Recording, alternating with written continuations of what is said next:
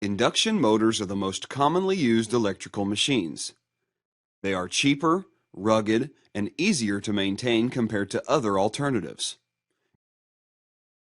In this video, we will learn the working of a three-phase squirrel cage induction motor.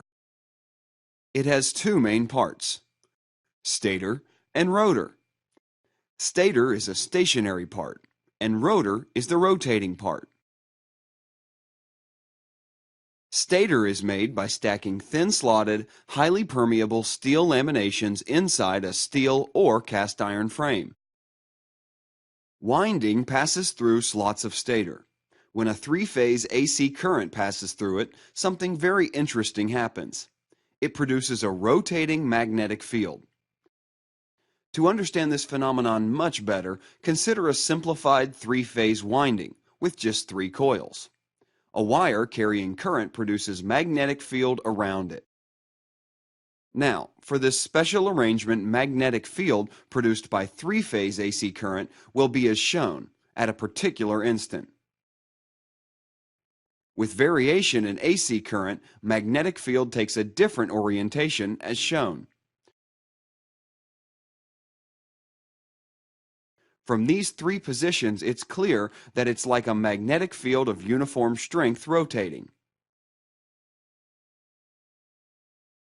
The speed of rotation of a magnetic field is known as synchronous speed.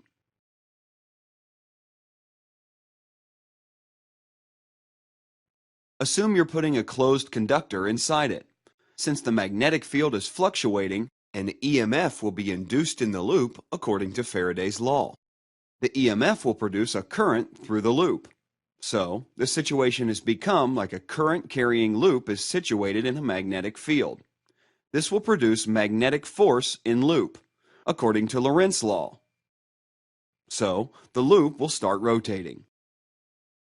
A similar phenomenon happens inside an induction motor also.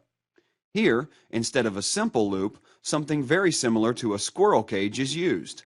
Three-phase AC current passing through stator winding produces a rotating magnetic field. So, as in the previous case, current will be induced in bars of squirrel cage, which is shortened by end rings, and will start rotating. That's why it's called an induction motor. Electricity is inducted in the rotor by magnetic induction rather than direct electric connection. To aid such electromagnetic induction, insulated iron core lamina are packed inside the rotor. Such small slices of iron make sure that eddy current losses are minimum. This is another big advantage of a three-phase induction motor. It is inherently self-starting. So, you can see here that both magnetic field and rotor are rotating. But at what speed will the rotor rotate? To obtain this answer, let's consider different cases. Consider a case where the rotor speed is the same as the magnetic field speed. Since both are rotating at the same speed, the rotating loop will always experience constant magnetic field. So, there won't be any induced EMF and current. This means zero force on rotor bars. So, the rotors will gradually slow down. But as it slows down, rotor loops will experience a varying magnetic field. So, induced current and force will rise again. And the rotor will speed up. In short, the rotor will never be able to catch up with the speed of the magnetic field. It rotates at a specific speed, which is slightly less than synchronous speed.